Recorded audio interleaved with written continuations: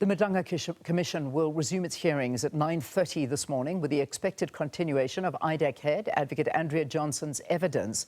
Johnson was grilled last week over IDAC's handling of its fraud and corruption case against crime intelligence boss, Lieutenant General Dumisani Khumalo, Brigadier Dineo Mokwele and others. Now, the grilling produced multiple contradictions, concessions and withdrawals from Johnson. For more on the story, let's cross to SABC News reporter Canny Maphanga. Canny, news coming in last night about that letter. First, obviously, was that they didn't want to divulge the contents, but that quickly changed as it was all over the place. So we see that Advocate Johnson wants to be relieved of her duties immediately. Absolutely. Good morning to you, Leanne, and to the viewers at home. We see that IDAC Head Advocate Andrea Johnson wants out of her public office following that tough week of testimony before the Madlanga Commission that raises not only questions of credibility with respect to IDAC's handling of crime intelligence cases, but now zooms into her fitness with respect to how IDAC conducted matters under her watch. And of course, the Commission is yet to get to her conduct or alleged conduct in her past that may be linked to what we see playing out before IDAC, and following those concessions, withdrawals and contradictions that led to the discovery that Brigadier Dineo Mokwele actually exceeded expectations in terms of her qualifications, leaving the question mark behind the true alleged motivation behind this case, the fraud and corruption case against Lieutenant General Dumisani Khumalo and others, and what that really means for the probe going forward as it tries to warm up to that particular question. We see that Advocate Andrea Johnson has now submitted this request to the President as well as the NDPP.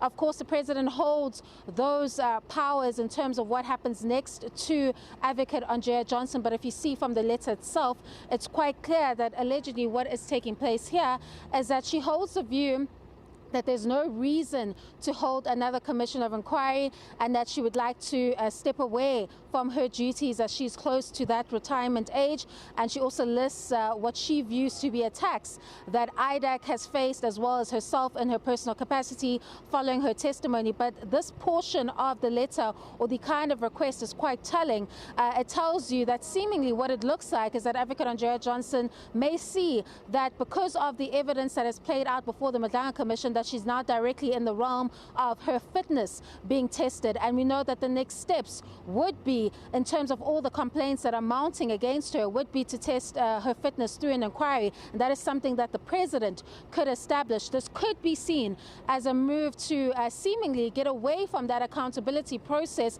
as the Commission continues to heat up and is expected to continue to probe her further on all of these allegations surrounding IDAC. Now, these latest developments, Leanne, have nothing to do with what is expected of her, rather, before the Madlanga Commission. She is under subpoena here at the Madlanga Commission. It is only the chairperson, retired Justice Mbuyiseli Madlanga, who can excuse her from these proceedings. So whether or not that request is heeded to or rejected is neither here nor there for the Commission, as she is expected to continue to give evidence for as long as she is needed to do so. And those are questions surrounding IDAC, but also what we expect is for the Commission to warm up to allegations from her past as a senior public prosecutor, and how that rounds up to the evidence that we're seeing now with respect to IDAC, because we do see that there's a common denominator in both instances, and that is Major General Faraz Khan, and the Commission will have to round up that evidence along with getting to the conclusion of what could have been the possible motivation behind